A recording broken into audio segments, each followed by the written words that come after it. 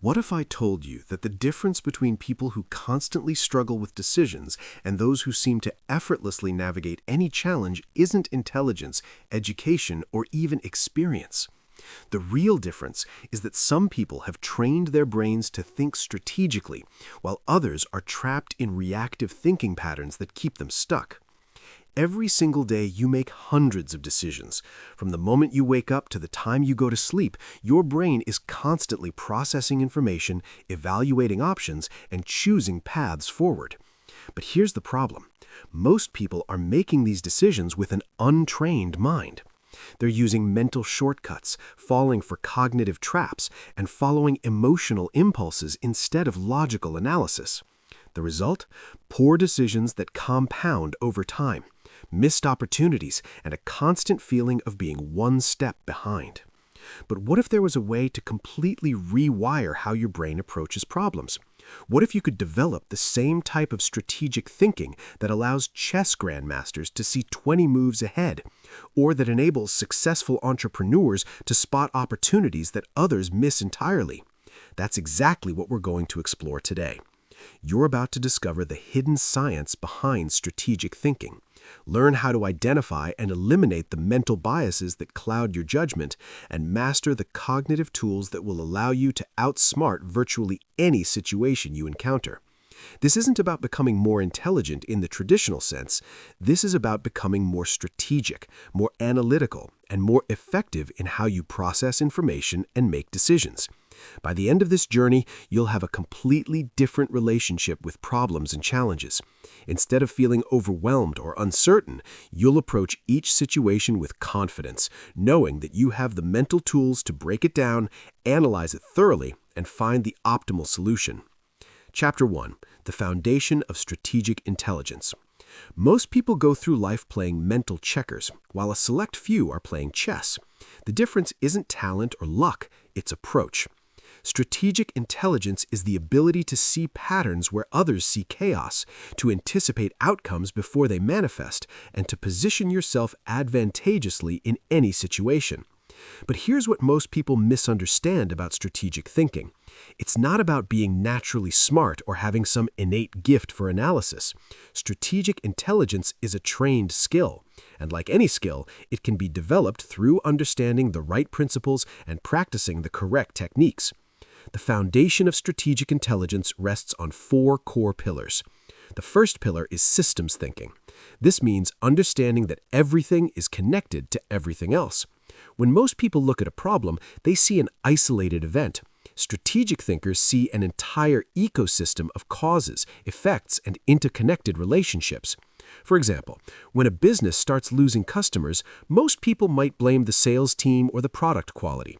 A strategic thinker would examine the entire system: market conditions, competitor actions, internal processes, customer feedback loops, employee morale, supply chain issues, and even broader economic trends.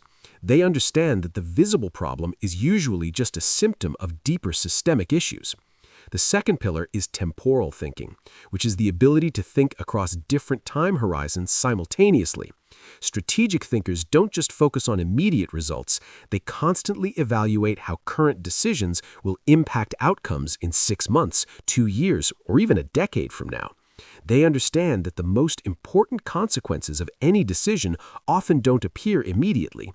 This temporal perspective allows them to make decisions that might seem suboptimal in the short term, but create massive advantages over time.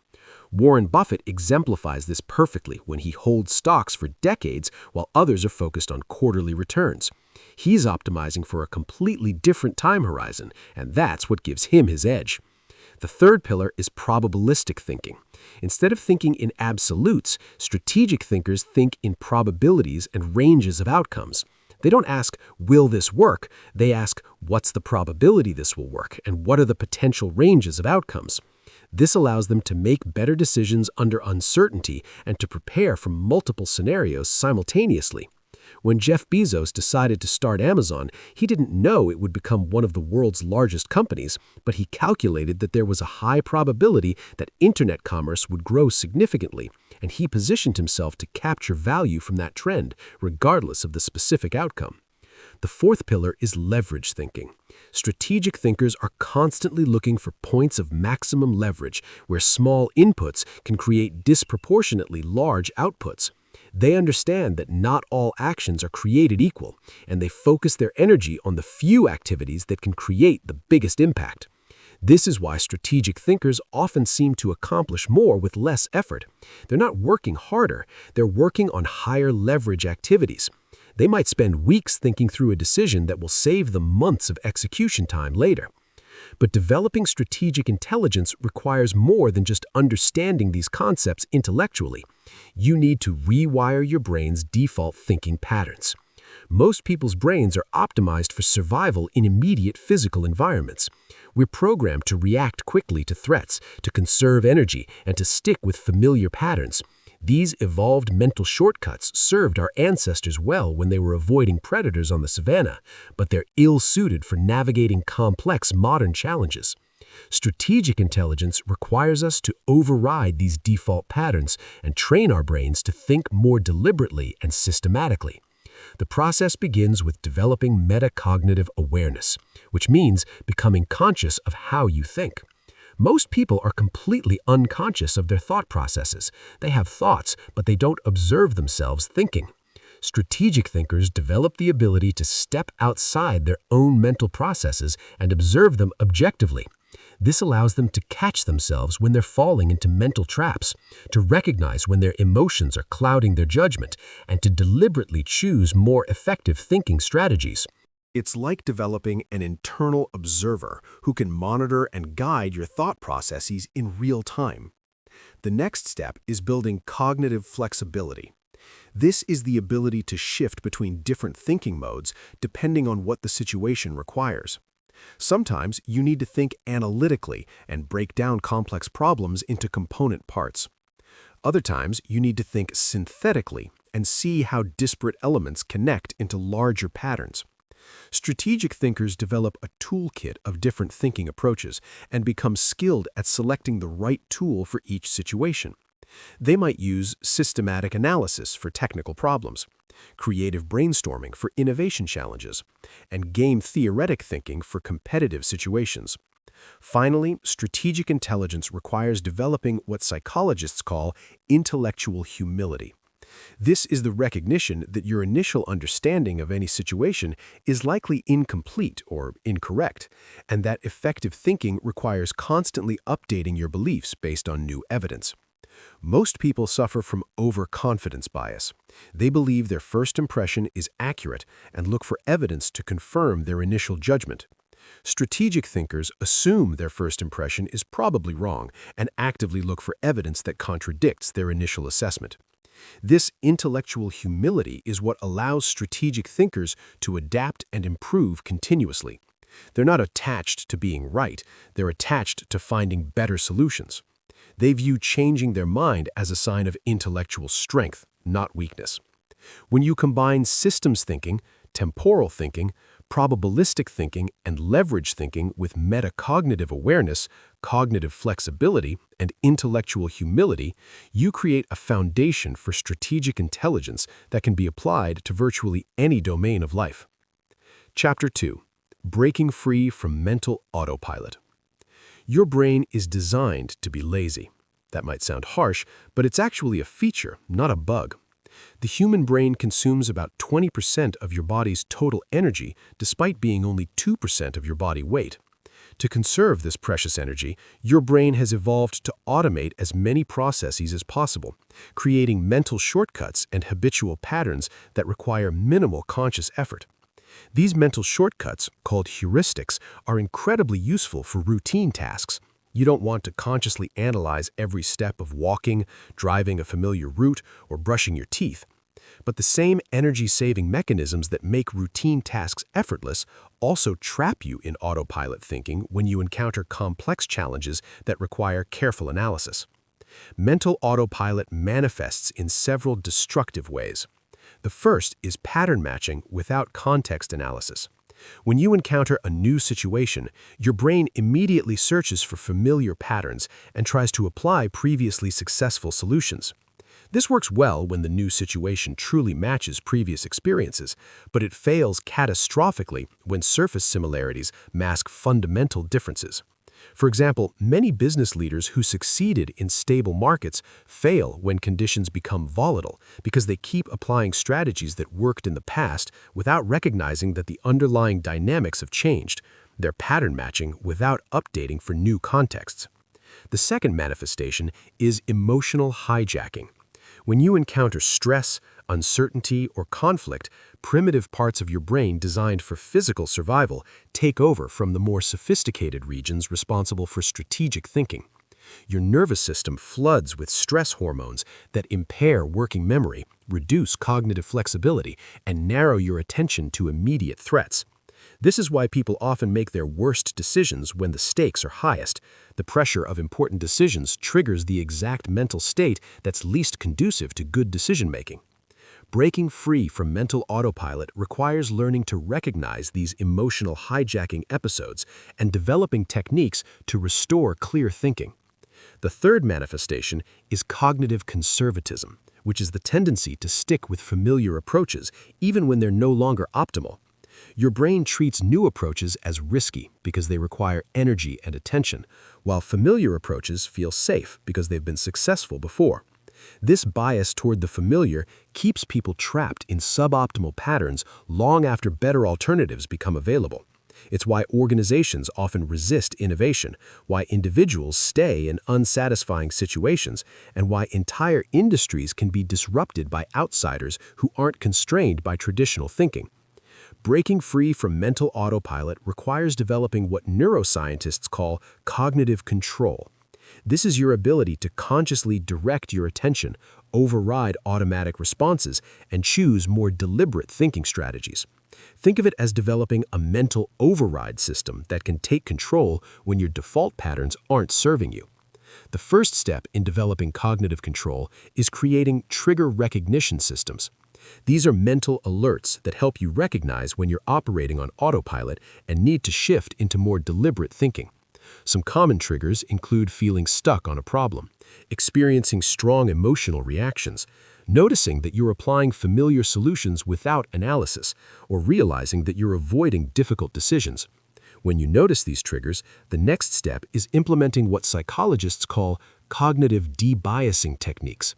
These are specific mental exercises designed to counteract your brain's automatic shortcuts and restore clear thinking. One powerful technique is outside view method. When you're analyzing a situation, instead of focusing on the specific details that make your situation feel unique, you step back and ask, what typically happens in situations like this? This forces you to consider base rates and statistical patterns rather than getting lost in the details that make your situation feel special. Another essential technique is prospective hindsight, also known as the pre-mortem. Instead of trying to predict what will go right, you imagine that your plan has failed spectacularly and work backward to identify what could have caused the failure.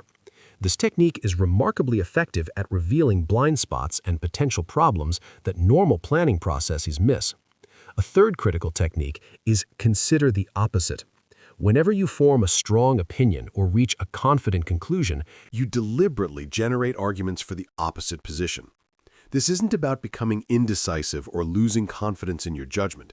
It's about stress testing your thinking and ensuring that your conclusions can withstand scrutiny. But perhaps the most important cognitive debiasing technique is developing what researchers call intellectual empathy. This is the ability to genuinely understand perspectives that differ from your own, not just superficially, but at a deep level where you can see how reasonable people might reach different conclusions.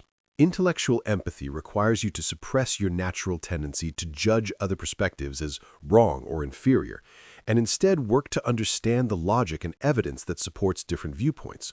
This doesn't mean becoming relativistic or believing that all opinions are equally valid.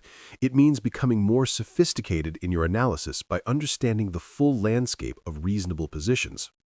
Developing cognitive control also requires building better emotional regulation skills.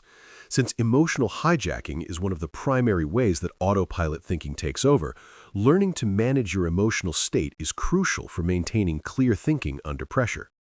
One of the most effective emotional regulation techniques is cognitive reappraisal, which involves changing how you interpret challenging situations. Instead of viewing obstacles as threats to be avoided, you can reframe them as puzzles to be solved or opportunities to develop new capabilities. This reframing isn't about positive thinking or denying reality. It's about choosing interpretations that promote clear thinking rather than emotional reactivity. When you view a challenge as a threat, your brain activates fight-or-flight responses that impair analytical thinking.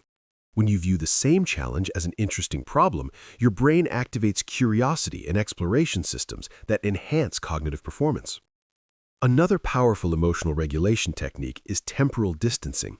When you're experiencing strong emotions about a situation, you ask yourself how you'll feel about the situation in 10 years, or how someone from a different culture or time period might view it. This perspective shift helps reduce emotional intensity and restore analytical thinking. The goal isn't to eliminate emotions from decision-making entirely. Emotions provide valuable information about your values, preferences, and intuitive assessments. The goal is to prevent emotions from overwhelming your analytical capabilities so that you can integrate emotional and rational information effectively. Breaking free from mental autopilot is an ongoing process, not a one-time achievement.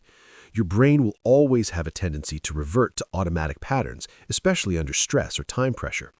The key is developing the awareness to recognize when you're operating on autopilot and the tools to shift into more deliberate thinking when the situation requires it. Chapter 3. Recognizing and defeating cognitive biases. Your brain lies to you constantly, and it does so in predictable ways. These lies aren't intentional deceptions, they're systematic errors in thinking called cognitive biases. Understanding these biases is crucial because they don't just affect other people's thinking, they affect your thinking too. And they're often strongest precisely when you think you're being most rational.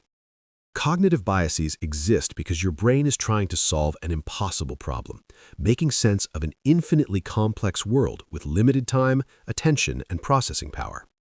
To handle this challenge, your brain has developed shortcuts that work reasonably well in many situations, but fail systematically in others. The first major category of cognitive biases involves how you process information. Confirmation bias is perhaps the most dangerous of these. Once you form an initial opinion about something, your brain automatically filters new information to support that opinion while ignoring or dismissing contradictory evidence.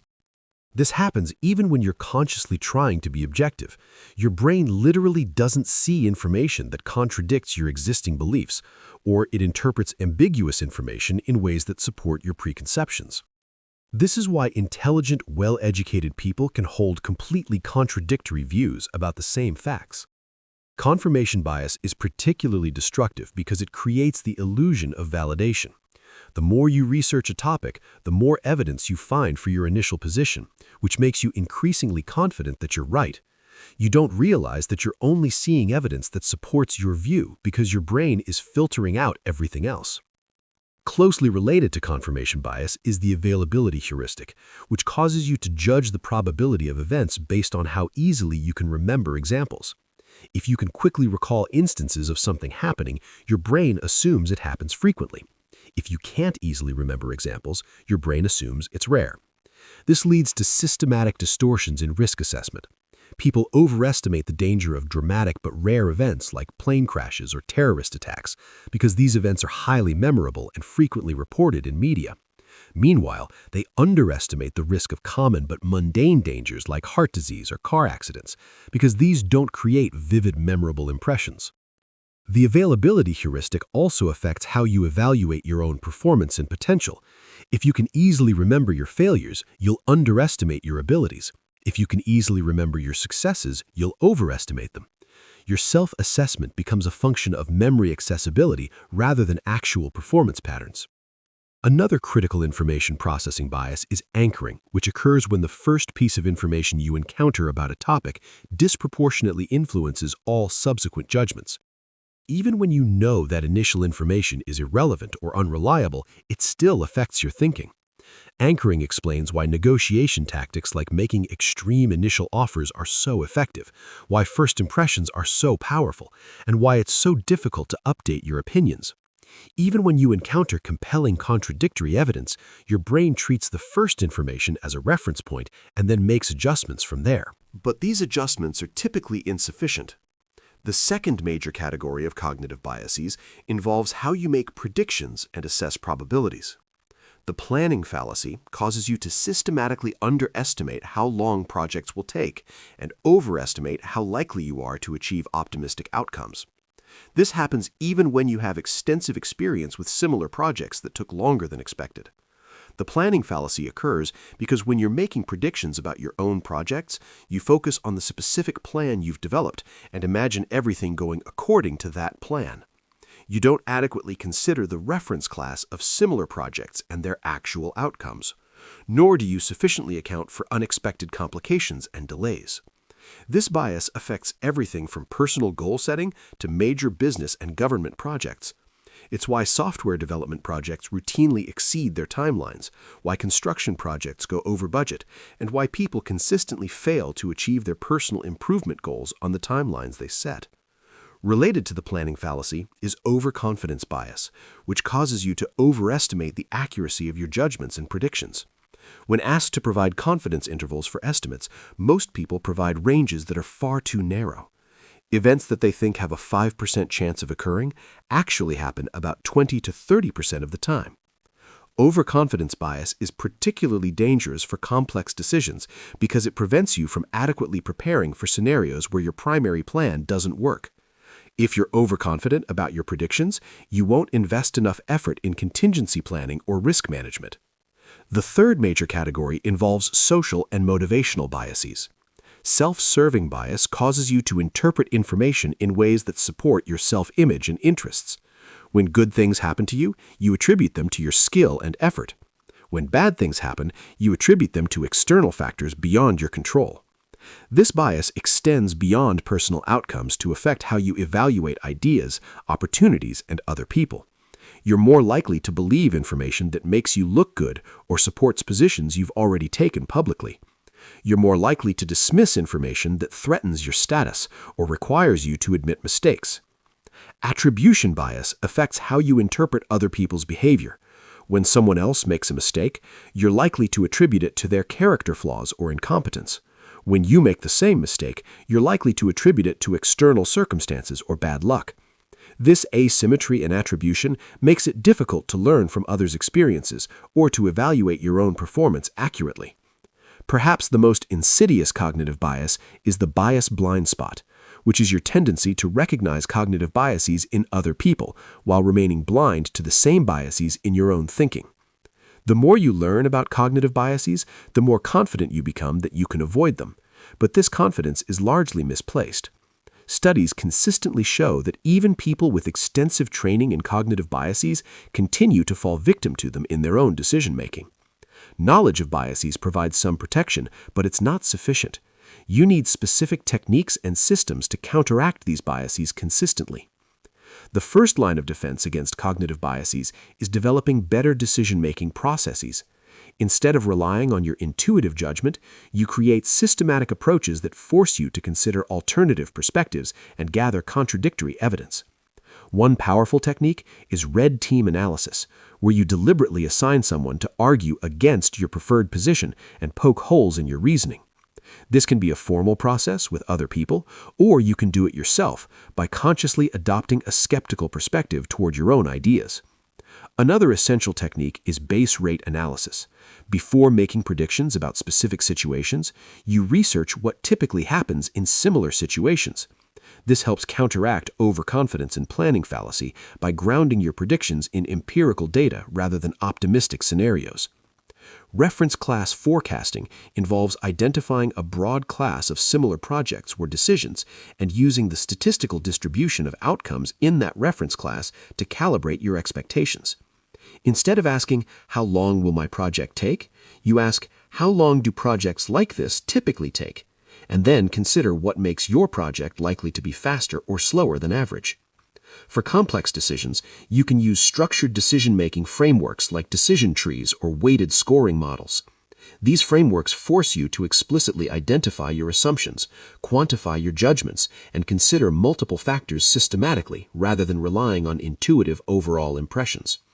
Perhaps most importantly, you need to cultivate intellectual humility about the reliability of your own thinking. The goal isn't to become paralyzed by doubt or to lose confidence in your judgment. The goal is to maintain appropriate confidence calibrated to the actual reliability of your thinking in different situations. This means being highly confident about things you truly know well, while maintaining much more uncertainty about complex, novel, or emotionally charged situations where cognitive biases are most likely to affect your thinking. Chapter 4: The Power of Mental Models. Mental models are perhaps the most powerful tools in strategic thinking. Yet most people go through life using only a handful of these cognitive frameworks without even realizing it. A mental model is essentially a simplified representation of how something works. It's a thinking tool that helps you understand, predict, and navigate complex situations by providing structure for your analysis. The extraordinary power of mental models lies in their ability to transfer insights across domains. When you truly understand a mental model, you can apply it to situations far beyond where you originally learned it. This is why polymaths and strategic thinkers often seem to have insights that specialists miss. They're applying mental models from different fields to illuminate new aspects of problems. Consider the mental model of compound interest, which most people understand only in financial contexts. But compound interest applies to any situation where small, consistent actions create exponential results over time. Learning compounds when you build knowledge on previous knowledge. Relationships compound when trust builds on previous positive interactions. Skills compound when new capabilities build on existing foundations. Understanding compound interest as a general mental model helps you recognize these patterns across all areas of life and make better decisions about where to invest your time and attention. You start looking for opportunities to create compound effects rather than just linear improvements. The first category of essential mental models involves understanding systems and feedback loops. The most fundamental of these is the concept of feedback loops themselves. A feedback loop occurs when the outputs of a system are routed back as inputs, creating a loop of cause and effect. Positive feedback loops amplify changes, creating exponential growth or decline.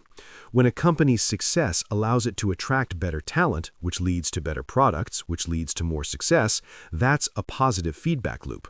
When a person's lack of confidence leads to poor performance, which leads to more self-doubt, which leads to worse performance, that's also a positive feedback loop, but in a destructive direction. Negative feedback loops create stability by counteracting changes. When you feel cold, you shiver to generate heat, which warms you up, which reduces the shivering. When a market price gets too high, demand decreases, which causes the price to fall back down. Understanding feedback loops helps you identify why some problems persist despite your efforts to solve them, why some strategies create unexpectedly dramatic results, and how to design interventions that work with natural system dynamics rather than against them. Another crucial systems model is the concept of leverage points. These are places within a system where small changes can produce big impacts. Most people focus on changing parameters within systems, trying to work harder or do more of what they're already doing. But higher leverage comes from changing the structure of systems, the goals of systems, or the paradigms that create systems.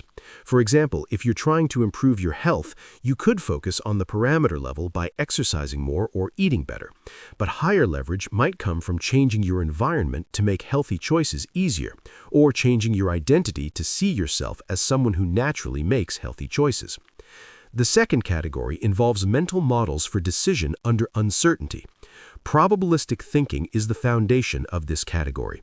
Instead of thinking in terms of certainties, you think in terms of probability distributions and expected values. This doesn't mean you need to assign precise numerical probabilities to everything. It means developing intuitive appreciation for concepts like uncertainty, variance, and expected outcomes. When you're considering a job opportunity, instead of asking, "Is this a good opportunity?" you ask, "What's the range of possible outcomes? What's the probability of each outcome? And what's the expected value, considering both upside potential and downside risk?" Expected value thinking helps you make better decisions when outcomes are uncertain. You multiply the probability of each possible outcome by its value and sum these products. An opportunity with a 90% chance of modest success might be less attractive than an opportunity with a 30% chance of extraordinary success, depending on the specific payoffs involved. Closely related is the concept of optionality, which involves creating situations where you have the right, but not the obligation, to take advantage of future opportunities. Options are valuable because they provide upside potential while limiting downside risk. In career terms, developing diverse skills creates optionality because it gives you more choices about how to respond to changing market conditions. In business, maintaining financial reserves creates optionality because it allows you to invest in unexpected opportunities or survive unexpected challenges. The third category involves mental models for understanding human behavior and social dynamics. One of the most powerful is the concept of incentives. People respond to incentives often in ways that weren't intended by the people who designed the incentive systems. If you want to understand why people behave the way they do, don't listen to what they say their motivations are. Look at what behaviors are actually rewarded and punished in their environment. If a company says it values innovation but only promotes people who avoid risks, employees will learn to avoid risks regardless of the company's stated values. Understanding incentives helps you predict how people will respond to changes in policies, rules, or circumstances. It also helps you design better systems by ensuring that the incentives align with the outcomes you actually want. Another crucial behavioral model is the concept of social proof. People use other people's behavior as a guide for their own behavior, especially in uncertain situations when you're not sure what to do. You look around to see what others are doing and follow their lead. Social proof explains why fashions spread, why financial bubbles form, and why bystander effects occur.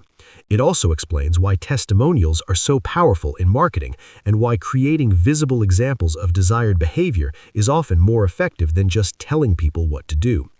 The fourth category involves mental models for learning and adaptation. The concept of first principles thinking involves breaking down complex problems into their most fundamental components and reasoning up from there. Rather than reasoning by analogy or convention, most thinking is reasoning by analogy. You encounter a new situation and ask, "What does this remind me of?" Then you apply solutions that worked in the analogous situation. This works well when the analogy is accurate, but it fails when surface similarities mask fundamental differences. First principles thinking requires you to ask, what are the basic laws and constraints that govern this situation, rather than what has worked in similar situations.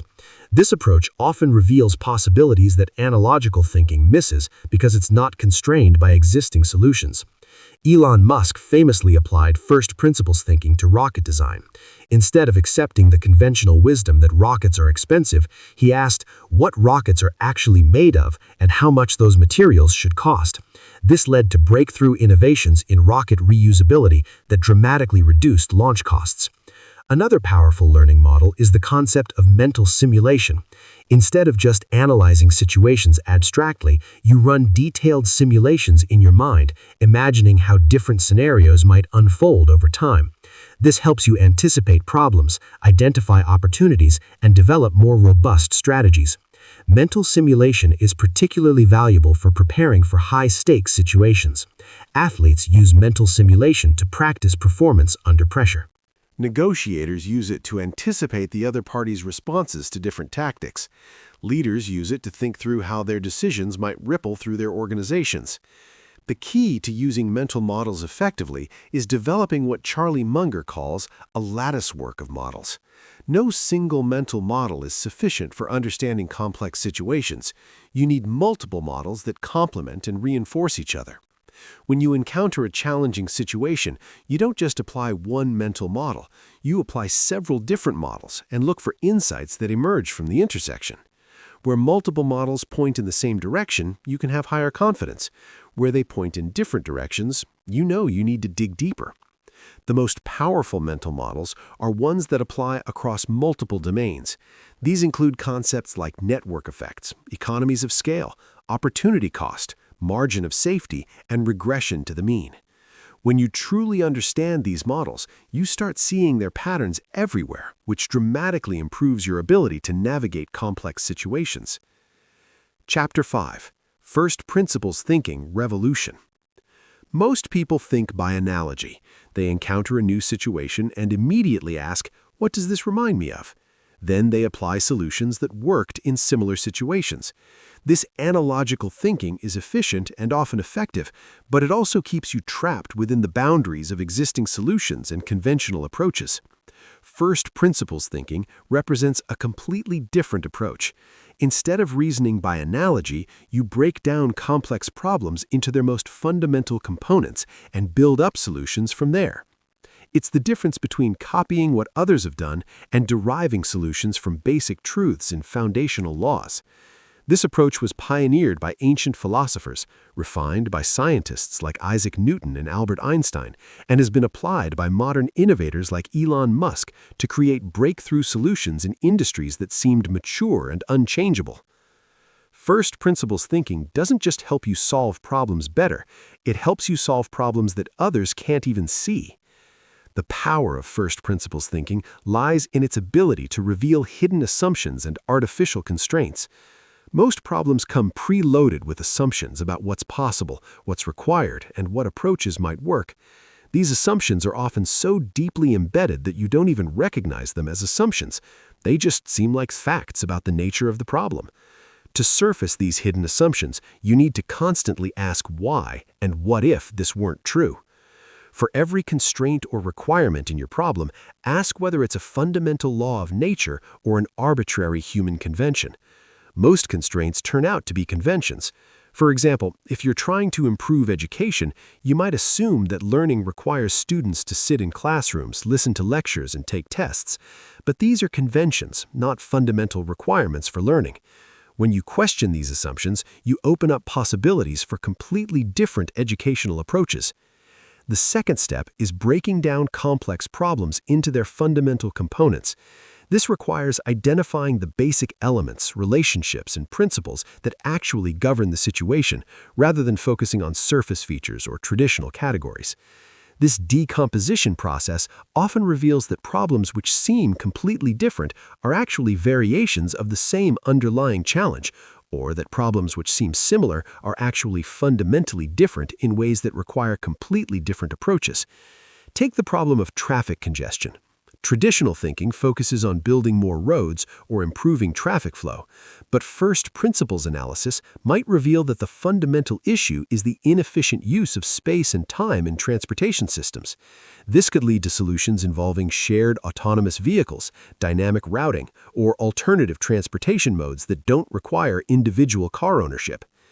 The third step is rebuilding solutions from the ground up using only the fundamental components and principles you've identified. This is where first principles thinking becomes creative and generative. You're not just analyzing existing solutions, you're constructing new possibilities from basic building blocks.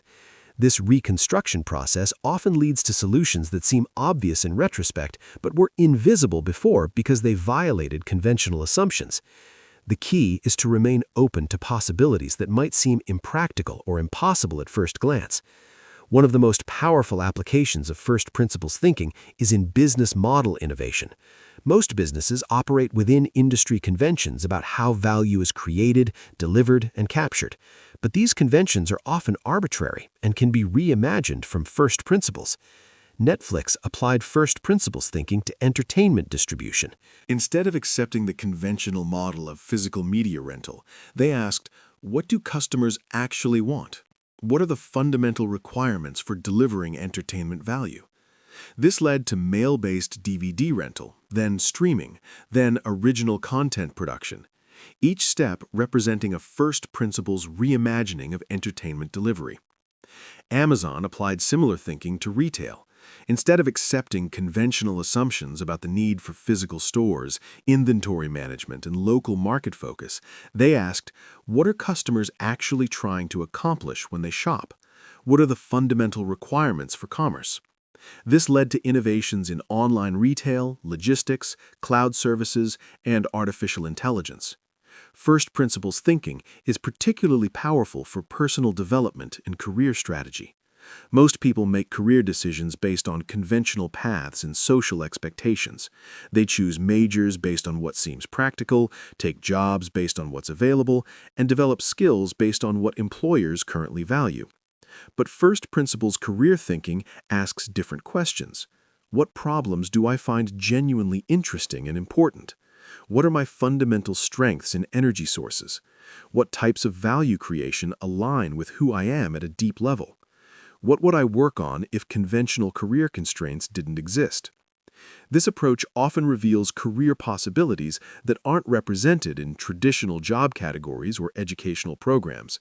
It might lead you to create entirely new roles, combine skills from different fields in novel ways, or build businesses around problems that others haven't recognized yet. First principles thinking also transforms how you approach personal challenges and life decisions.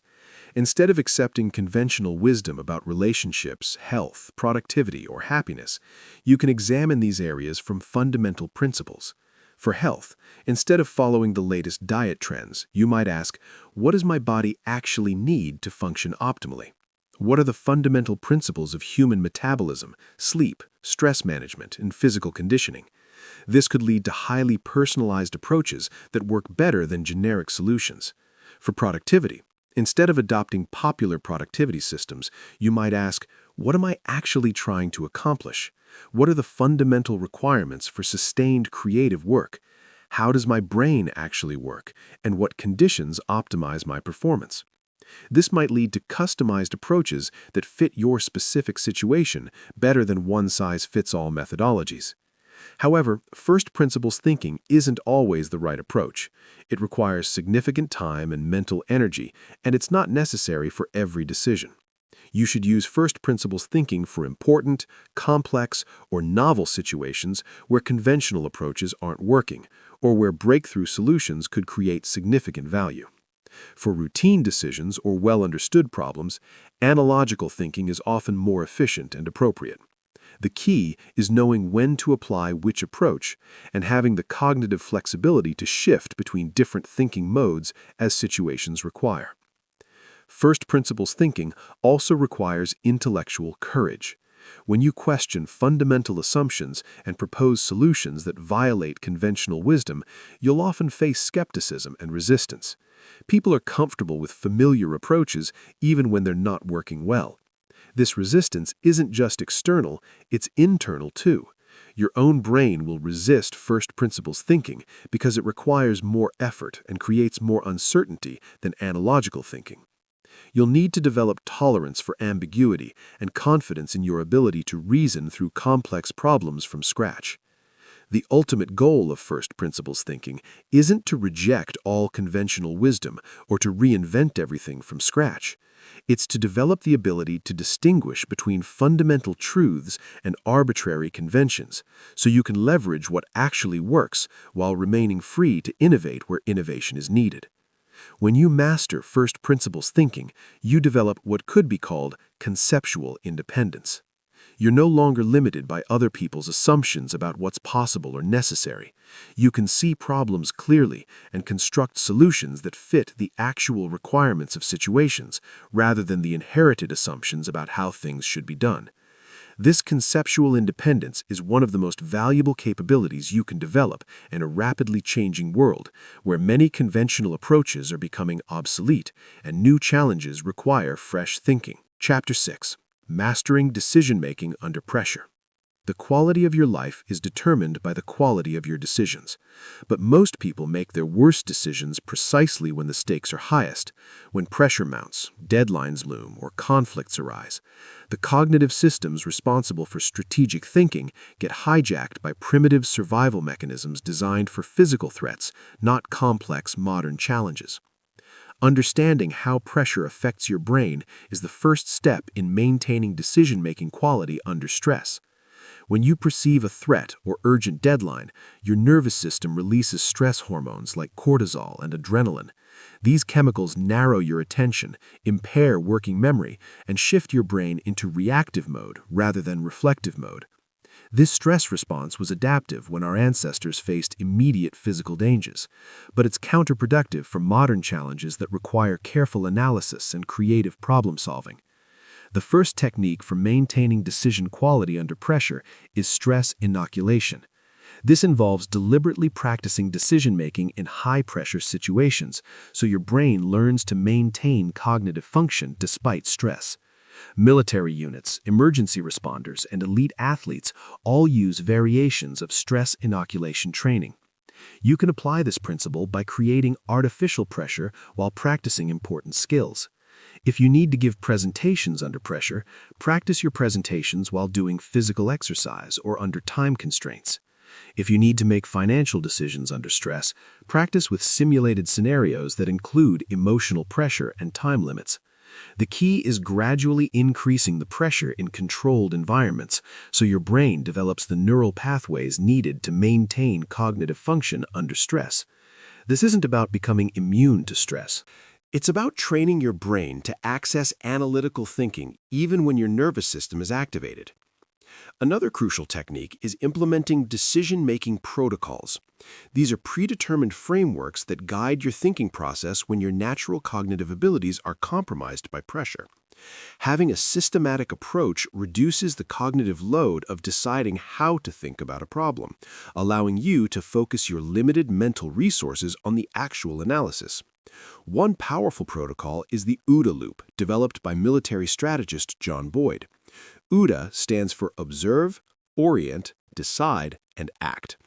Under pressure, you systematically observe the situation, orient yourself by understanding the context and your objectives, decide on a course of action, and act decisively while remaining ready to restart the cycle as conditions change. This framework prevents you from rushing into action without adequate analysis, while also preventing you from getting stuck in analysis paralysis. It provides structure for thinking under pressure while maintaining the flexibility to adapt as situations evolve. For complex decisions under pressure, use the rapid decision-making matrix. List your main options, identify the 3 most important criteria for evaluating those options, and quickly score each option on each criterion. This forces you to be explicit about your priorities and provides a structured way to compare alternatives even when you don't have time for exhaustive analysis.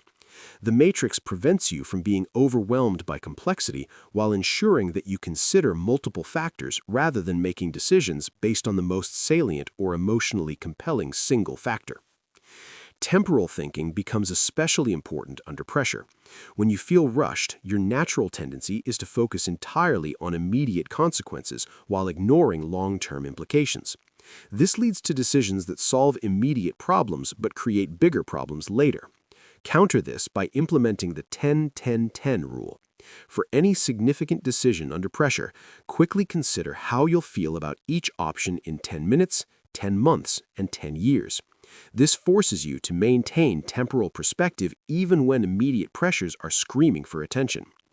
Sometimes the pressure itself is artificial or self-imposed. Many urgent decisions aren't actually urgent when examined carefully.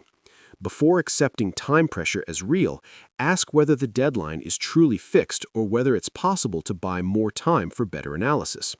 Often, spending a small amount of time negotiating for more decision time will dramatically improve the quality of your eventual decision.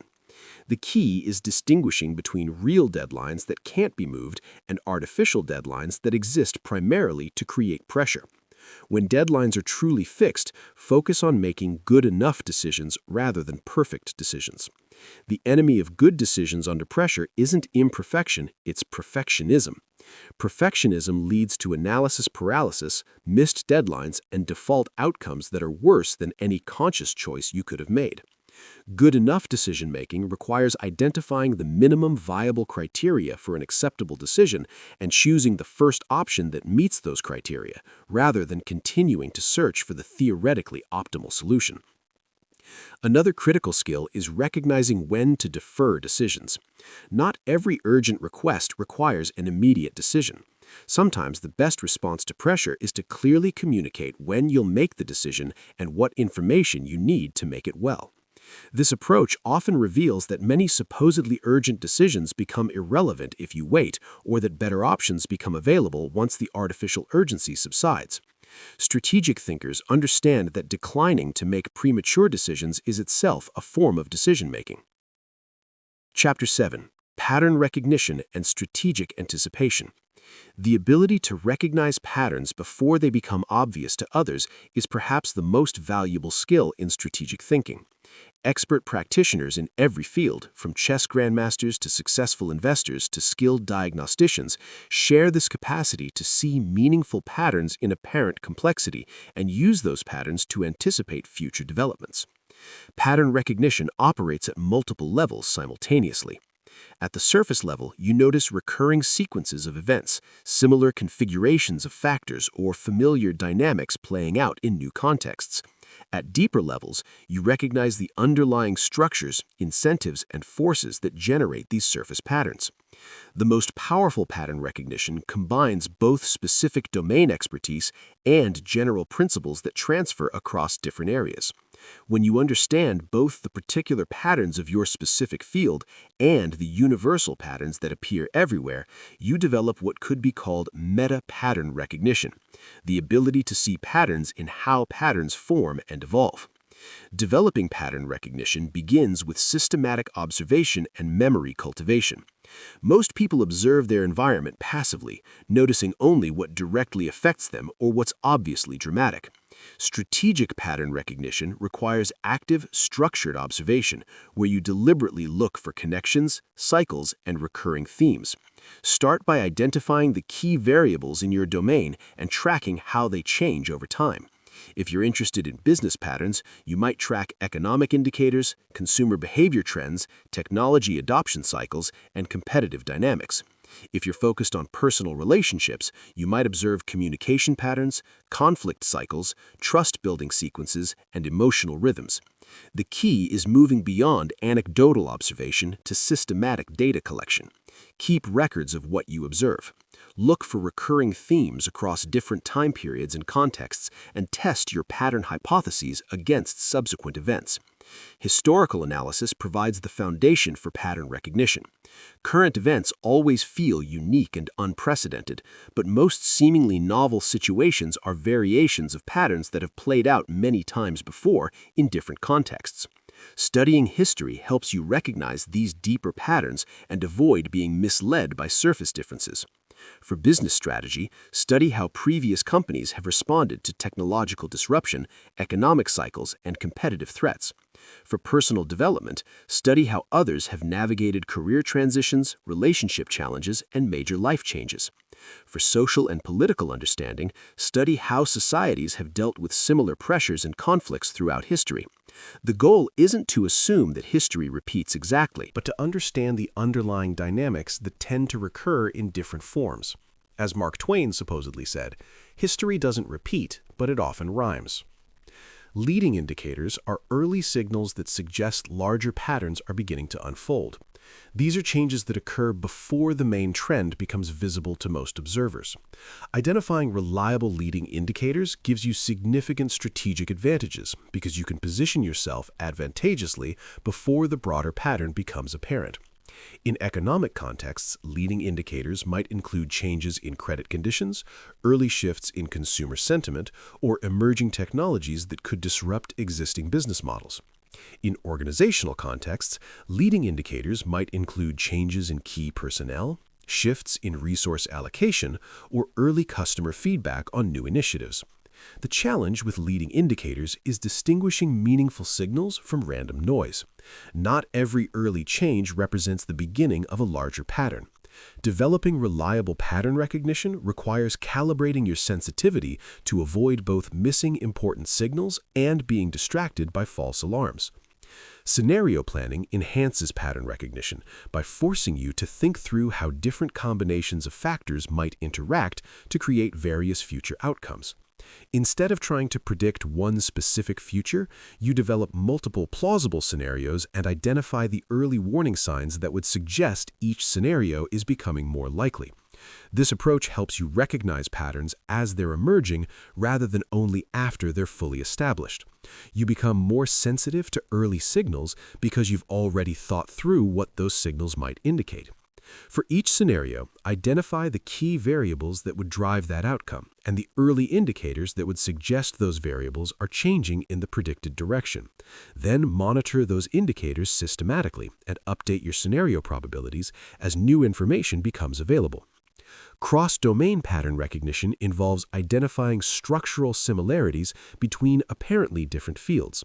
The same underlying patterns often appear in business, biology, psychology, physics, and social systems.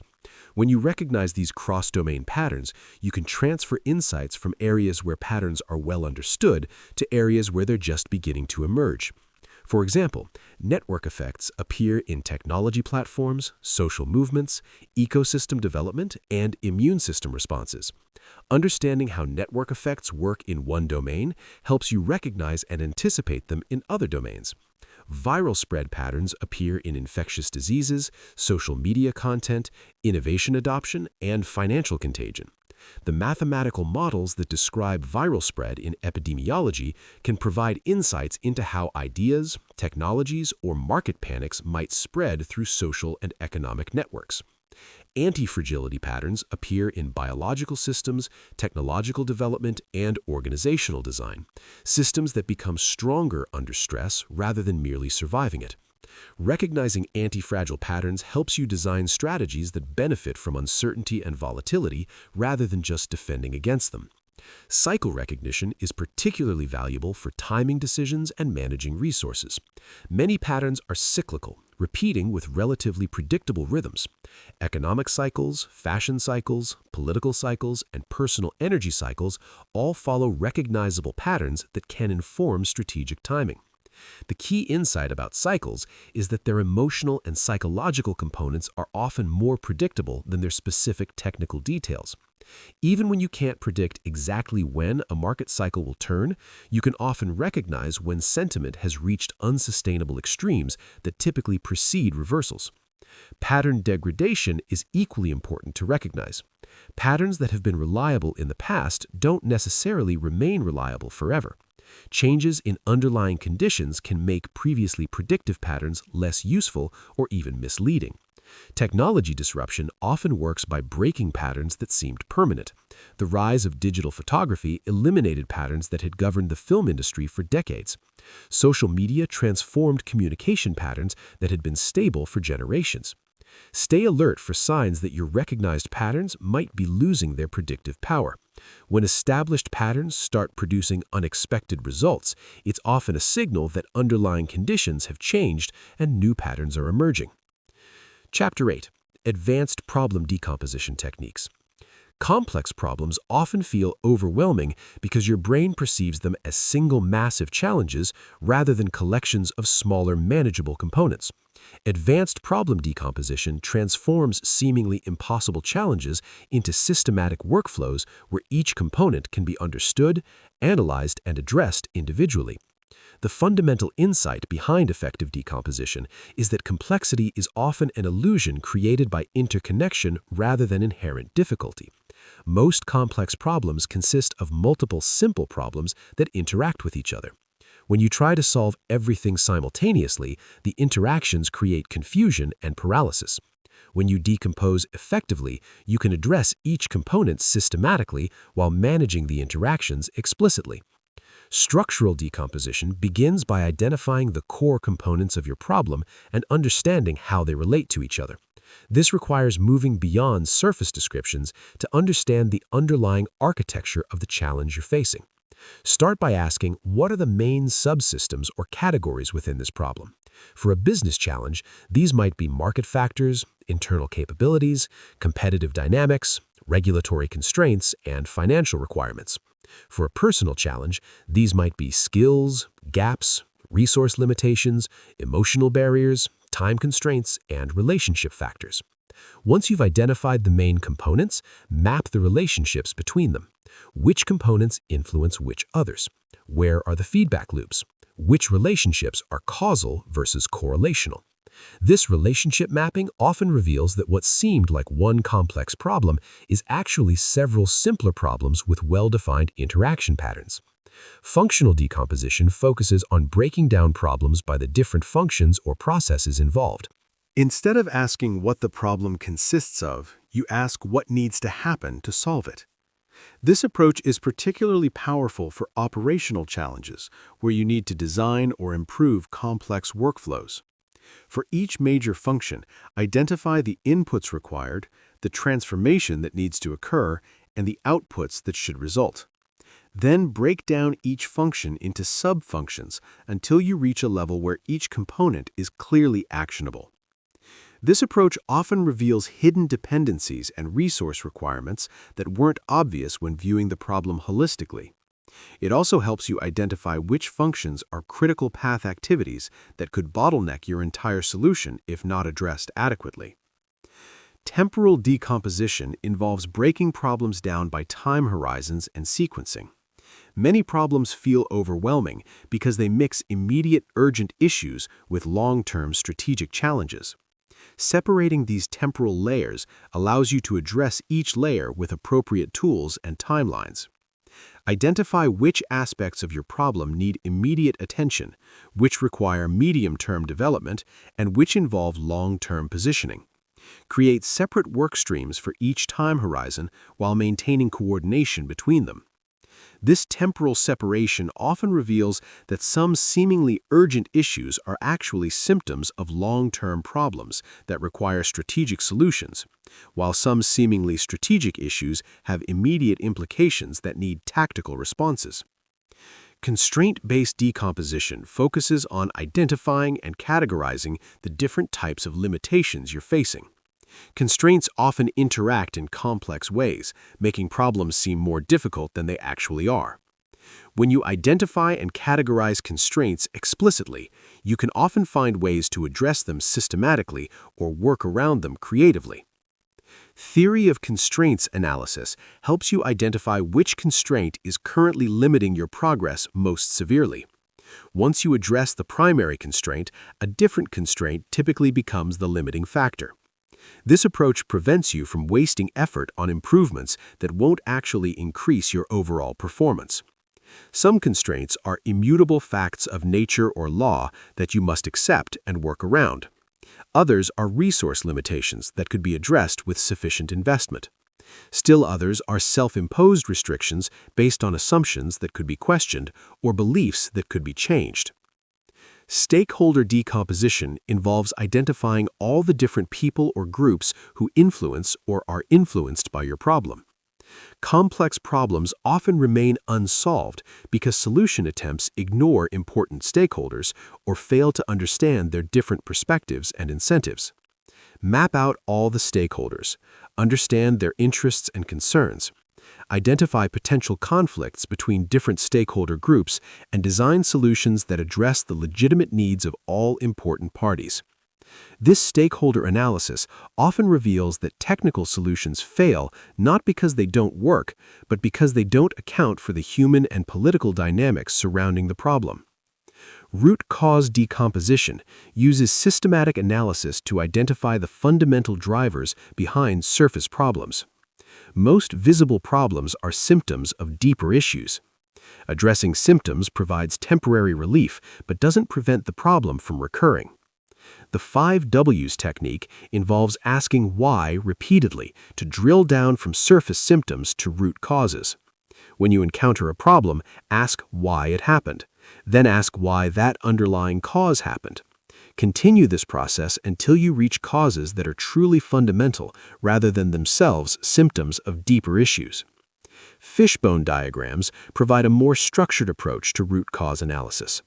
Draw the problem as the head of a fish. Then identify major categories of potential causes as the main bones. For each category, identify specific potential causes as smaller bones.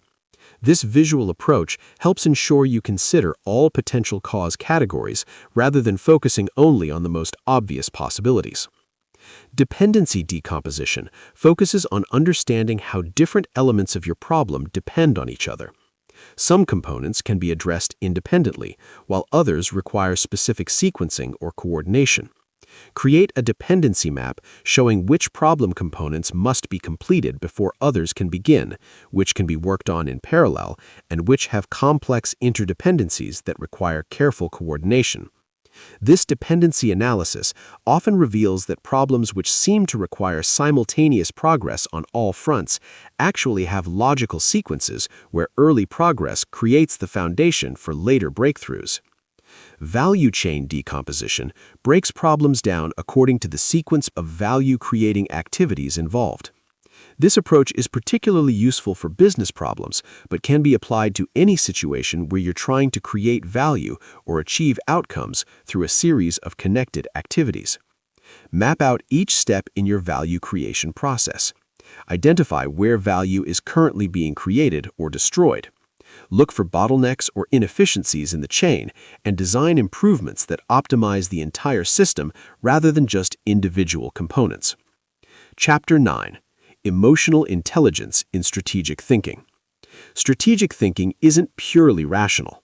Emotions provide crucial information about values, priorities, and potential outcomes that purely logical analysis might miss.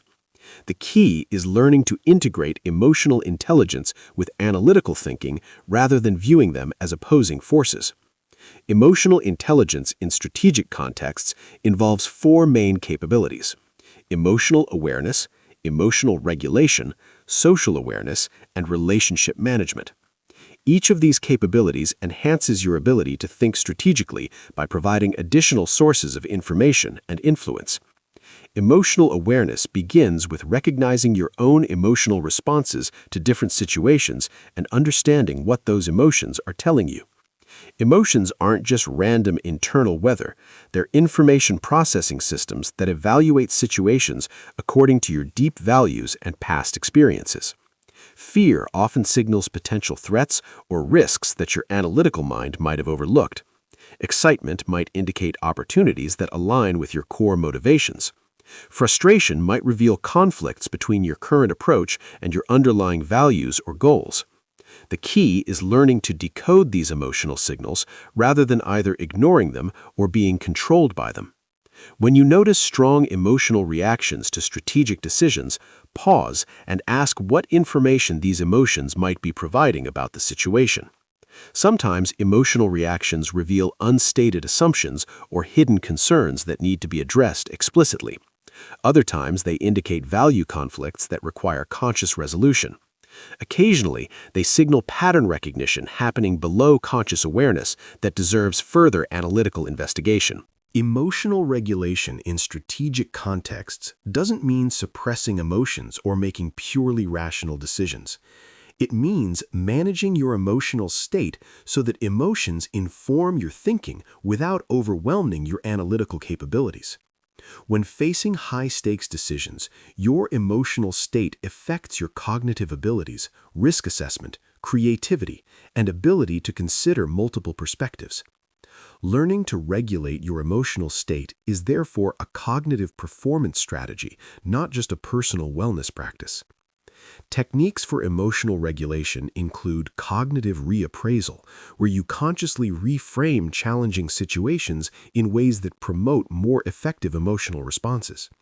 Instead of viewing setbacks as failures, you can reframe them as learning opportunities. Instead of viewing competition as threats, you can reframe them as benchmarks for improvement.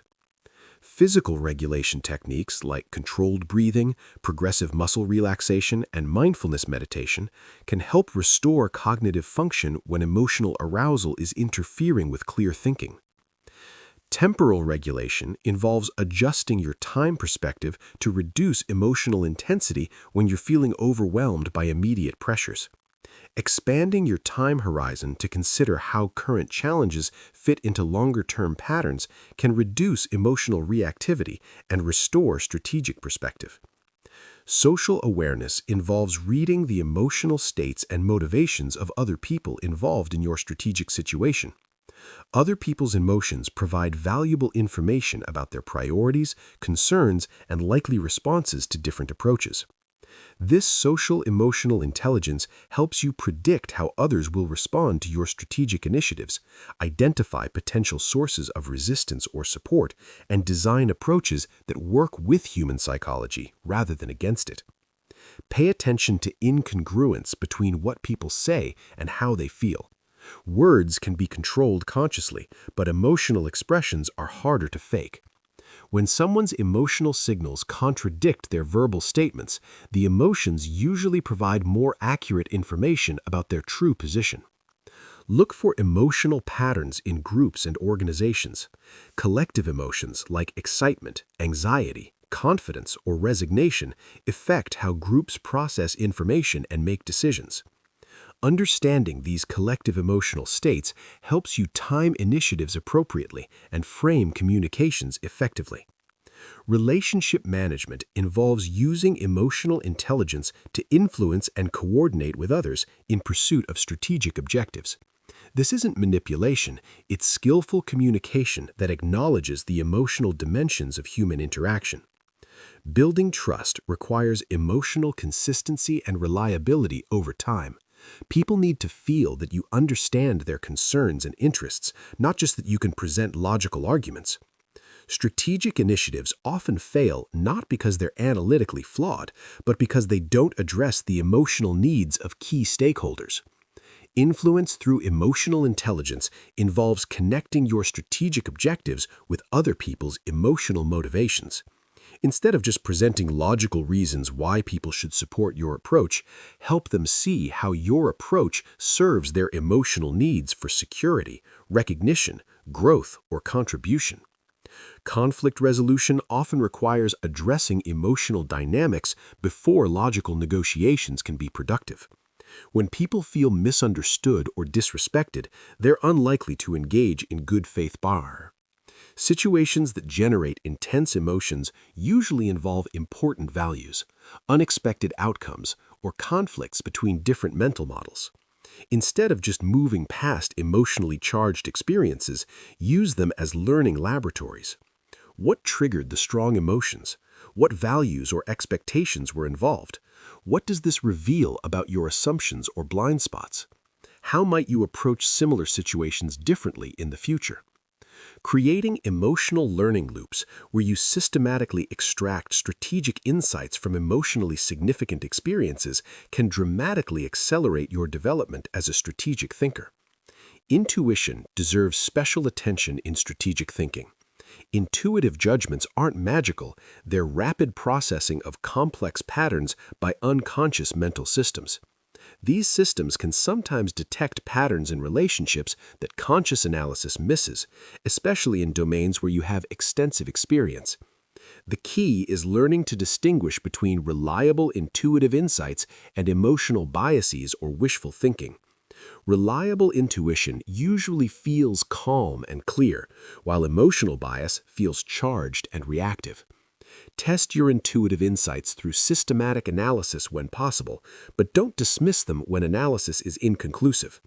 Sometimes intuitive pattern recognition provides early warning signals about complex situations that logical analysis will only confirm later. Chapter 10. Building adaptable intelligence in a rapidly changing world.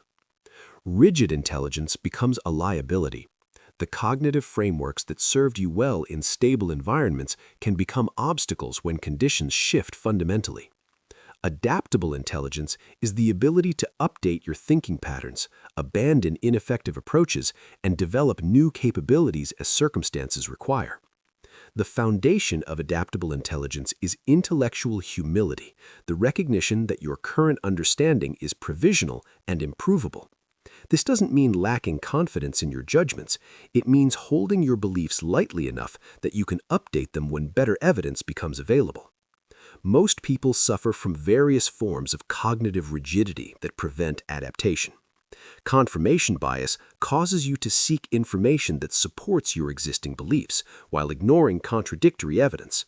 Sunk cost fallacy causes you to persist with failing approaches because you've already invested effort in them. Status quo bias makes change feel more risky than staying with familiar approaches.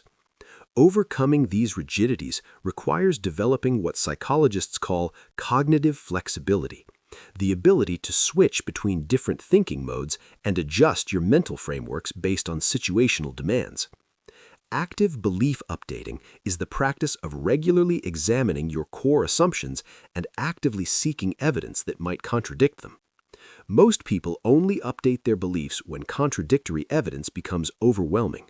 Adaptable thinkers update continuously based on small signals and weak evidence. This doesn't mean being wishy-washy or constantly changing your mind. It means maintaining appropriate uncertainty calibrated to the strength of your evidence and the stability of the underlying conditions. Implement regular belief audits where you explicitly examine your assumptions about important areas of your life or work. Ask yourself, what evidence originally convinced me of this belief? What evidence would convince me that this belief might be wrong? Have I actively looked for such evidence recently? For beliefs that significantly influence your decisions, actively seek out intelligent people who disagree with you and genuinely try to understand their reasoning. This isn't about being convinced by every contrary argument, but about ensuring that your beliefs can withstand informed scrutiny. Mental model diversification involves developing multiple frameworks for understanding the same phenomena. Just as financial diversification reduces investment risk, cognitive diversification reduces the risk of being blindsided by changes that your primary mental models don't anticipate. Study how different disciplines approach similar problems. Economists, psychologists, biologists, physicists, and historians often have completely different frameworks for understanding complex systems. Each framework highlights different aspects of reality and suggests different intervention strategies. Practice switching between different mental models when analyzing the same situation.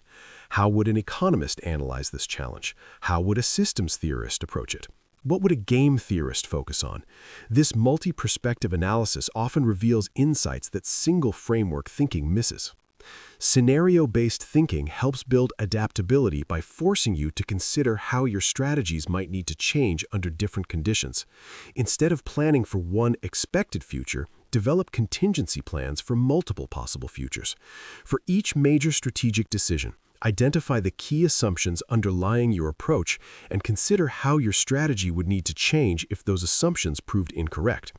This scenario planning doesn't just prepare you for different futures, it also reveals the hidden assumptions in your current thinking. Learning velocity becomes crucial in rapidly changing environments. It's not enough to be able to learn. You need to be able to learn faster than the rate of change in your environment. This requires developing more efficient learning processes and being more selective about what you choose to learn. Focus your learning efforts on meta skills that transfer across domains rather than just domain-specific knowledge. Critical thinking, pattern recognition, communication skills, and learning how to learn are examples of meta skills that remain valuable even when specific technical knowledge becomes obsolete. Develop rapid experimentation capabilities that allow you to test new approaches quickly and cheaply before committing significant resources. This experimental mindset treats your strategies as hypotheses to be tested rather than plans to be executed regardless of feedback. Feedback loop optimization involves designing better systems for detecting when your approaches aren't working and need adjustment. Many people get stuck with ineffective strategies because they don't have reliable mechanisms for detecting failure early. Create leading indicators that signal when your strategies are working or failing before the ultimate outcomes become clear. Identify the key metrics that would change first if your approach were failing and monitor those metrics systematically. Build feedback systems that overcome your natural cognitive biases. Since you're psychologically motivated to interpret ambiguous evidence as supporting your existing approaches, design objective measurement systems that provide clear signals about performance. Anti-fragile design principles help you build strategies that become stronger under stress rather than just surviving stress. Instead of just defending against potential problems, look for ways to benefit from volatility and uncertainty. Develop strategies with optionality built in, approaches that provide upside potential while limiting downside risk. Maintain diversity in your approaches so that some can benefit when others are struggling. Build redundancy and backup systems so that individual failures don't create systemic collapse. Network-based learning leverages other people's insights and experiences to accelerate your own adaptation. No individual can learn fast enough to keep up with exponential change, but networks of people can process information and develop insights much more rapidly than individuals. Cultivate relationships with people who have different perspectives, expertise, and information sources than you do. Create information-sharing relationships where you can learn from other people's experiments and experiences without having to repeat all their mistakes yourself. The ultimate goal of adaptable intelligence isn't to become someone who changes constantly, but to become someone who changes appropriately, maintaining stability in your core values and long-term objectives while remaining flexible in your methods and short-term tactics. Chapter 11. Advanced Influence and Persuasion Strategies. True strategic influence isn't about manipulation or coercion. It's about understanding human psychology deeply enough that you can present ideas in ways that resonate with how people naturally think and make decisions. The most powerful influencers don't force people to change their minds. They create conditions where people naturally arrive at better conclusions. The foundation of strategic influence is understanding that people don't make decisions based purely on logic. They make decisions based on a complex interaction of emotions, social pressures, cognitive shortcuts, and rational analysis. When you understand these decision-making processes, you can present information in ways that align with, rather than fight against, natural human psychology. Reciprocity is one of the most powerful influence principles. People feel psychologically obligated to return favors and positive gestures. But strategic reciprocity isn't about keeping score or manipulating people into debt. It's about creating genuine value for others as a foundation for mutually beneficial relationships. The key insight is that the reciprocity principle is triggered more by the thoughtfulness of gestures than by their monetary value. A small favor that demonstrates understanding of someone's specific needs creates more psychological obligation than an expensive but generic gift. Strategic reciprocity involves identifying what others truly value and finding ways to provide that value before asking for anything in return. This might be information, connections, recognition, or simply thoughtful attention to their concerns and interests. Social proof leverages people's tendency to look to others for guidance about appropriate behavior. When people are uncertain about what to do, they observe what others are doing and follow similar patterns. This tendency is strongest when the other people are similar to them or when the situation is ambiguous. Strategic use of social proof involves highlighting examples of people that your audience identifies with who have already adopted the behavior or belief you're promoting. Instead of just presenting logical arguments, you show that reasonable people like them have already reached similar conclusions. The power of social proof is amplified when you can demonstrate that the trend is growing. People want to be part of emerging movements rather than declining ones. Showing momentum and increasing adoption creates psychological pressure to join rather than be left behind. Commitment and consistency leverage people's desire to appear consistent with their previous statements and behaviors. Once people take a public position or make a commitment, they feel psychological pressure to behave in ways that align with that commitment. Strategic commitment building involves getting people to articulate their own reasons for adopting your position, rather than just presenting your reasons to them. When people generate their own arguments, they become psychologically invested in those arguments in ways that external persuasion can't achieve. Small initial commitments often lead to larger commitments later. People who agree to small requests become more likely to agree to larger related requests because they develop a self-image as someone who supports that type of activity. Framing effects demonstrate that how information is presented often matters more than what information is presented. The same facts can lead to completely different decisions depending on how they're framed and what comparisons are highlighted. Strategic framing involves presenting information in contexts that lead to the conclusions you want people to reach.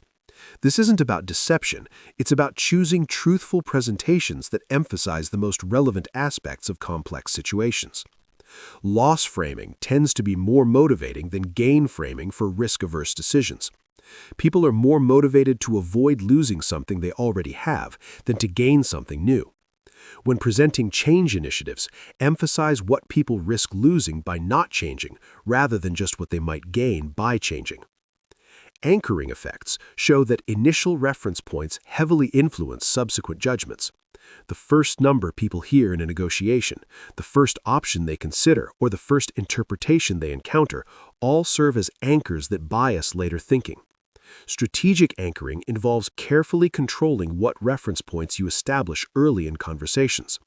In negotiations, this might mean making the first offer to set a favorable anchor. In presentations, this might mean establishing ambitious goals early to make more modest requests seem reasonable by comparison. Authority and expertise work because people defer to perceived experts, especially in areas where they lack confidence in their own judgment. But authority isn't just about credentials, it's about demonstrating competence and trustworthiness in specific contexts. Building strategic authority requires establishing credibility through demonstrated expertise rather than just claimed expertise.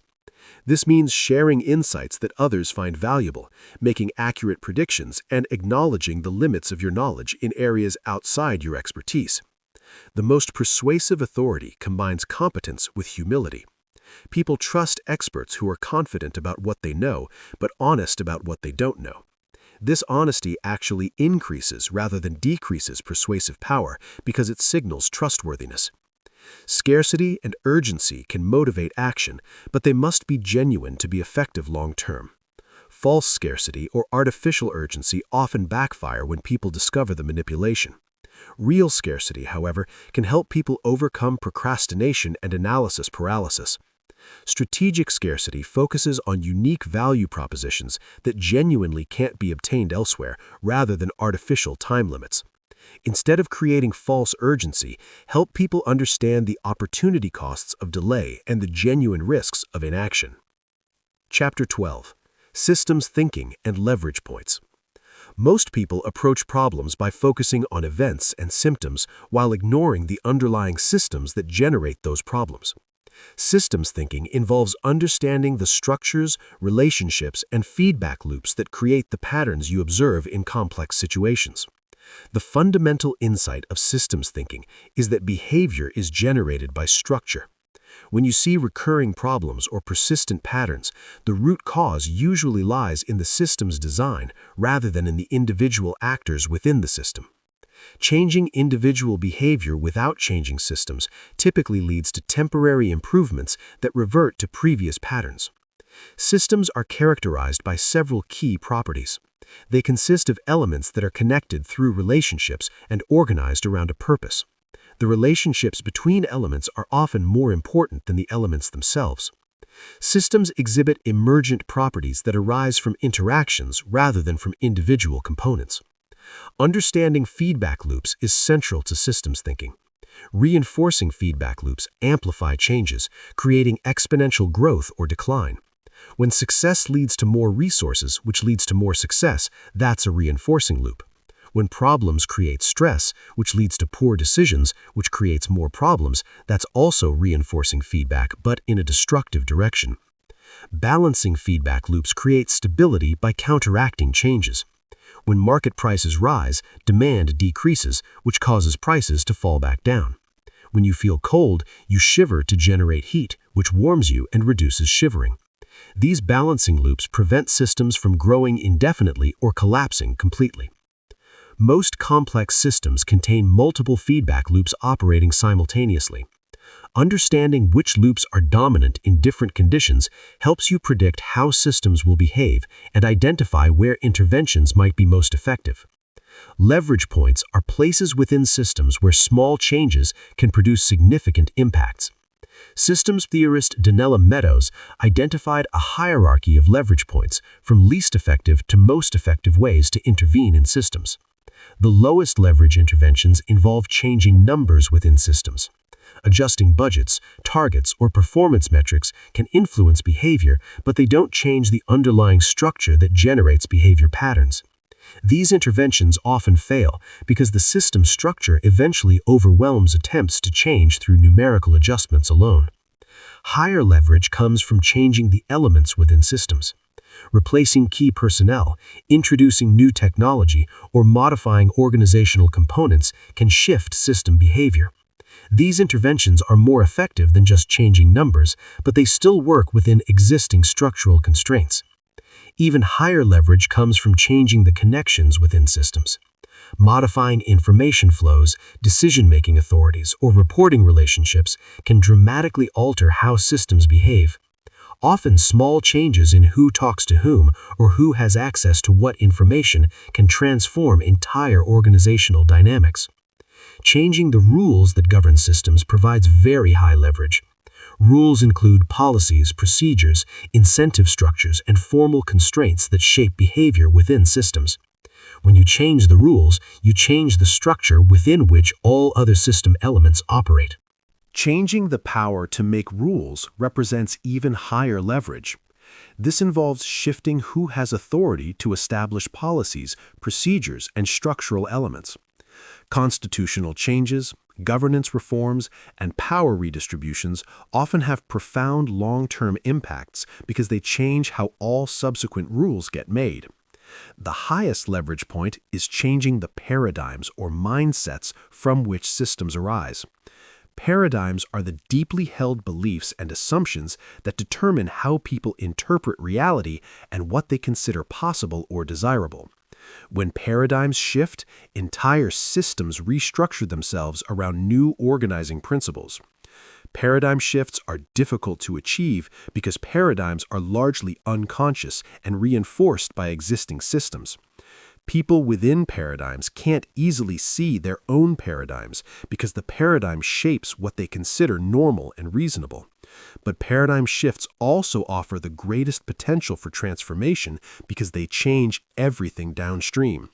When scientific paradigms shift, entire research programs redirect.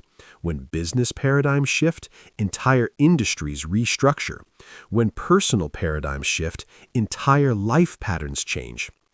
Systems thinking also reveals the importance of unintended consequences. Complex systems often respond to interventions in ways that weren't anticipated because the interventions trigger feedback loops and adaptations throughout the system. Policy resistance occurs when systems push back against interventions. When you try to force a system to change, the system often develops countervailing forces that neutralize your efforts. This is why many well-intentioned policies fail or create opposite effects from what was intended. Understanding system structure helps you design interventions that work with system dynamics rather than against them. Instead of trying to overpower systems through force, you can identify natural leverage points where the system wants to change and focus your efforts there. Delays in feedback loops create additional complexity in systems. Actions often have consequences that don't appear until much later, making it difficult to learn from experience or adjust strategies appropriately. By the time you see the results of your actions, conditions may have changed significantly. These delays explain why many problems persist despite repeated attempts to solve them. People try solutions, don't see immediate results, conclude the solutions aren't working, and try different approaches before the original solutions have had time to take effect. Systems archetype patterns represent common structural problems that appear across many different contexts. Learning to recognize these patterns helps you diagnose system problems more quickly and apply proven intervention strategies. The fixes that fail archetype occurs when quick fixes temporarily improve symptoms but ultimately make underlying problems worse. The shifting the burden archetype occurs when people address symptoms rather than root causes, which weakens their capacity to solve fundamental problems. Understanding these archetypal patterns helps you avoid common system traps and design more effective long-term solutions. Chapter 13. Strategic Communication and Negotiation. Strategic communication isn't just about presenting information clearly, it's about understanding how different audiences process information, what motivates them to act, and how to structure interactions to achieve mutually beneficial outcomes, even when interests initially appear to conflict. The foundation of strategic communication is audience analysis. Before crafting any message, you need to understand who you're communicating with, what they care about, how they make decisions, and what constraints they're operating under. The same information presented to different audiences requires completely different approaches. Effective audience analysis goes beyond demographics to understand psychographics, decision-making processes, and situational contexts. What are their current beliefs and assumptions? What sources of information do they trust? What would motivate them to change their current approach? What barriers might prevent them from acting, even if they're convinced? Understanding decision-making authority is crucial. Often, the person you're communicating with isn't the ultimate decision maker, but they influence that decision maker. Understanding this chain of influence helps you tailor your message to be effectively transmitted through multiple levels. Message structure significantly impacts comprehension and persuasion. The primacy effect means that information presented first has disproportionate influence on overall impressions. The recency effect means that information presented last is most easily remembered. Understanding these effects helps you structure communications for maximum impact. For complex messages, use the pyramid principle. Start with conclusions, then provide supporting arguments, then offer detailed evidence. This structure helps busy audiences understand your main points, even if they don't have time to process all the details. For persuasive messages, consider the problem, agitation, solution structure. First, establish that a problem exists, then help the audience feel the costs of not solving it, then present your solution as the most effective way to address the problem. Strategic storytelling leverages the human brain's natural tendency to think in narrative terms. Stories are more memorable than abstract arguments and create emotional engagement that pure logic can't achieve. But strategic stories aren't just entertainment, they're vehicles for conveying complex ideas in compelling ways. Effective strategic stories follow the hero's journey structure. A protagonist faces a challenge, struggles with obstacles, and ultimately succeeds through specific actions or insights. Your audience should be able to see themselves as the hero of the story, with your recommendations providing the insights they need to overcome their challenges. Use concrete details and specific examples rather than abstract generalizations. The human brain processes concrete information more easily than abstract concepts. When you're explaining complex strategies, ground them in specific scenarios that your audience can visualize. Negotiation represents communication under conditions of apparent conflict, where the goal is finding solutions that serve everyone's essential interests. The key insight is that most negotiations aren't truly zero-sum games, where one person's gain requires another person's loss. Principled negotiation focuses on interests rather than positions. Positions are what people say they want. Interests are why they want it. Often different positions can serve the same underlying interests, and understanding those interests reveals creative solutions that weren't apparent when focusing only on stated positions. Preparation is crucial for strategic negotiation. Before any important negotiation, research the other party's likely interests, constraints, and alternatives. Understand your own best alternative to a negotiated agreement, because this determines your bargaining power. Develop multiple options that could serve both parties' interests rather than just advocating for your preferred outcome. The more options you can generate, the more likely you are to find solutions that work for everyone. Separate people from problems by addressing relationship issues explicitly rather than letting them complicate substantive discussions. When people feel attacked or disrespected, they become focused on defending themselves rather than solving problems collaboratively. Use objective criteria to evaluate different options rather than relying purely on subjective preferences. When both parties can agree on fair standards for evaluation, negotiations become problem-solving exercises rather than contests of will. Active listening is perhaps the most important negotiation skill.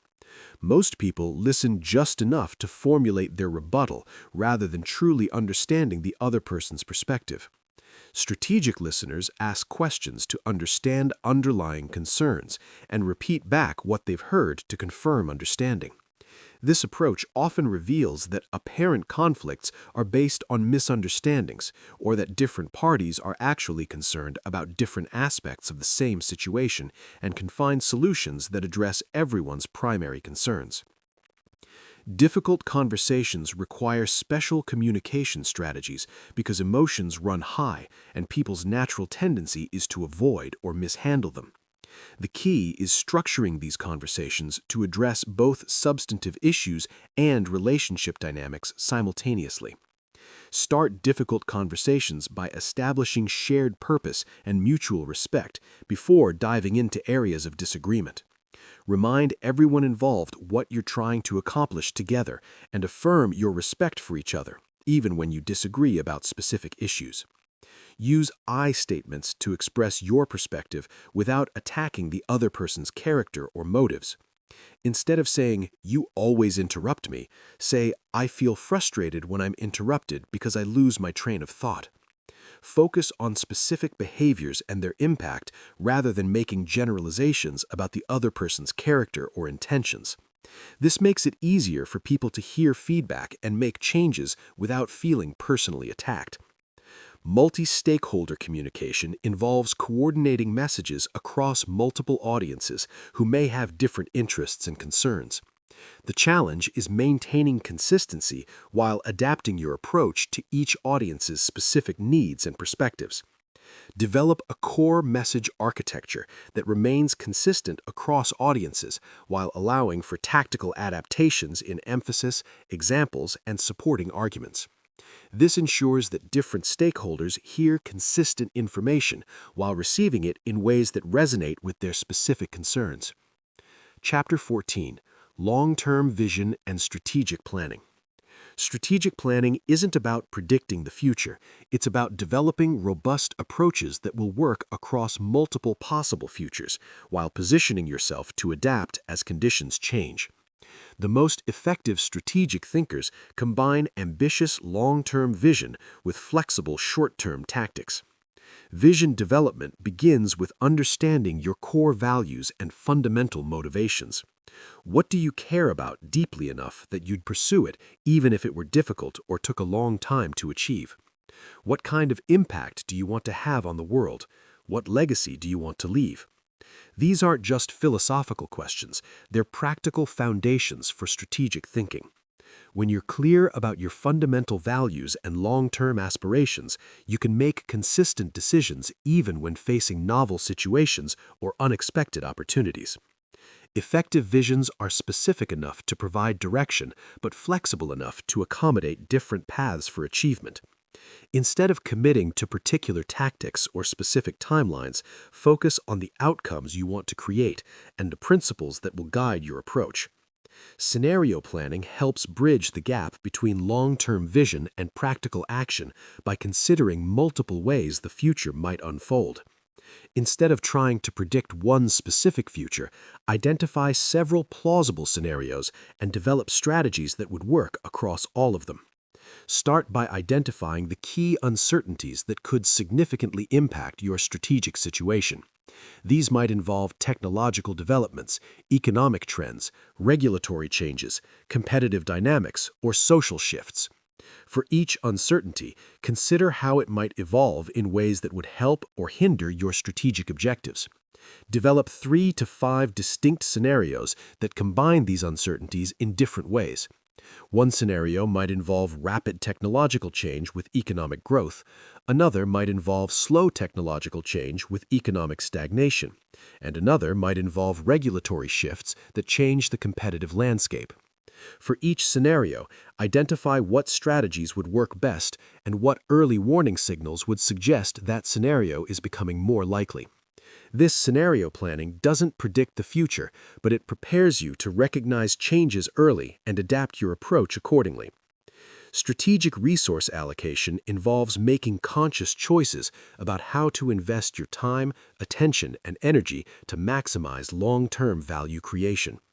Not all opportunities are equally valuable, and not all problems deserve equal attention. Use the 80-20 principle to identify the small number of activities that create the majority of your results. Most people spread their efforts too widely, making progress on many fronts but achieving breakthrough results on none. Focus your best resources on your highest leverage opportunities while maintaining adequate attention to essential maintenance activities. This might mean saying no to good opportunities so you can fully commit to great opportunities. Building strategic capabilities involves developing skills, relationships, and resources that will remain valuable across multiple scenarios and time horizons. Instead of just optimizing for current conditions, invest in capabilities that will provide options and advantages regardless of how conditions change. Meta skills like critical thinking, communication, learning ability, and relationship building tend to remain valuable even when specific technical skills become obsolete. Developing these meta skills provides insurance against future uncertainty. Strategic relationships with people who have complementary skills, different perspectives, or access to different opportunities create mutual value and expand your strategic options. These relationships need to be genuine and reciprocal rather than purely transactional. Building reputation and credibility in your chosen field creates compound advantages over time. Reputation attracts opportunities, resources, and collaborators that would be difficult to access otherwise, but reputation building requires consistent excellence over extended periods. Risk management in strategic planning involves preparing for potential problems without becoming paralyzed by them. Every strategy involves some risks, and the goal is to take intelligent risks while avoiding catastrophic ones. Identify potential failure modes for your strategic approach and develop contingency plans for the most significant risks. This isn't about planning for every possible problem, but about having prepared responses for the problems that could derail your entire strategy. Maintain adequate reserves and backup options so that individual setbacks don't force you to abandon your overall strategic direction. This might involve financial reserves, alternative approaches to key objectives, or relationships that could provide support during difficult periods. Implementation planning translates strategic vision into concrete actions and milestones. Without effective implementation, even brilliant strategies remain just ideas. The key is creating systematic approaches that maintain momentum while allowing for course corrections. Break long-term objectives into intermediate milestones that provide feedback about your progress and allow for strategy adjustments.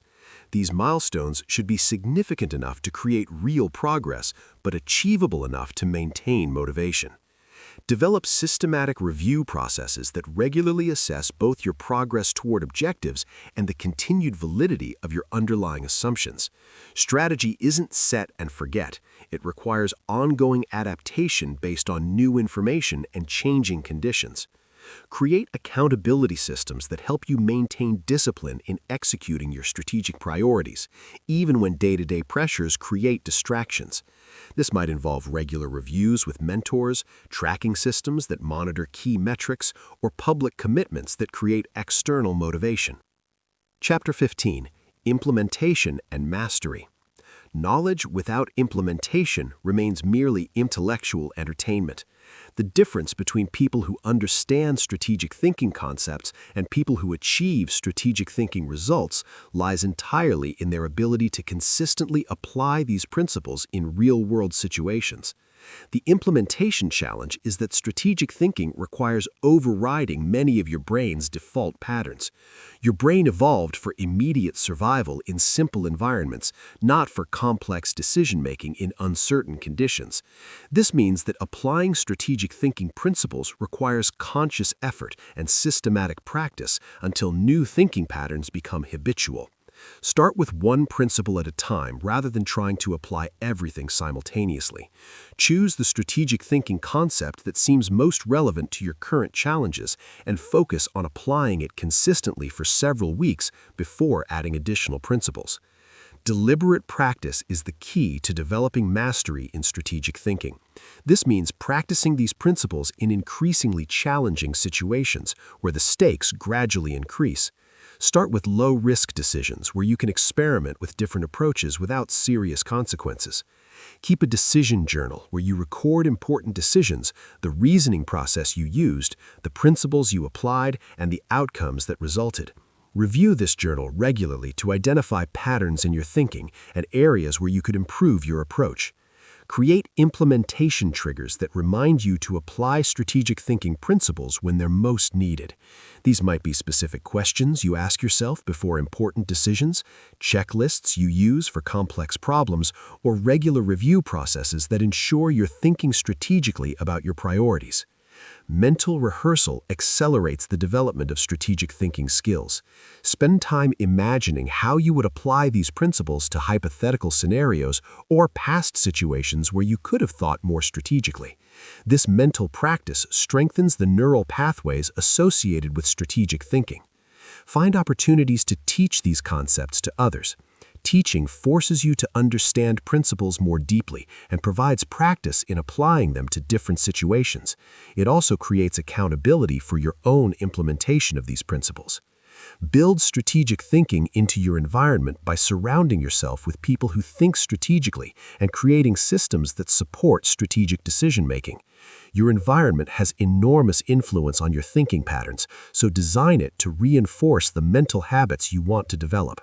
Measure progress by tracking the quality of your thinking process rather than just the outcomes of your decisions. Good strategic thinking improves your probability of good outcomes, but it doesn't guarantee them. Focus on whether you're consistently applying sound principles rather than whether every decision works out perfectly.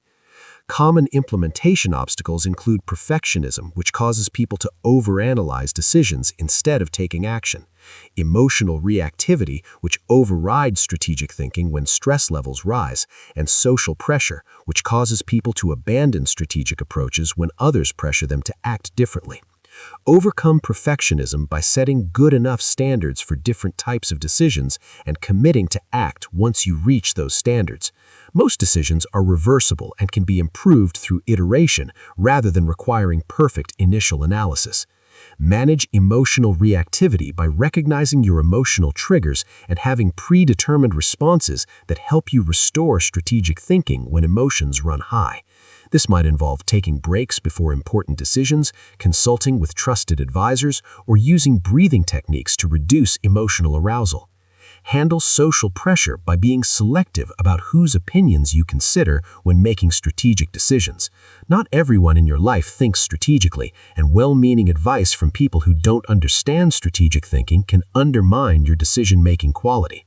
The ultimate goal isn't to become someone who thinks strategically sometimes, but to become someone for whom strategic thinking is the natural default approach to important challenges. This transformation happens gradually through consistent practice and application. Strategic thinking mastery is evidenced by several characteristics.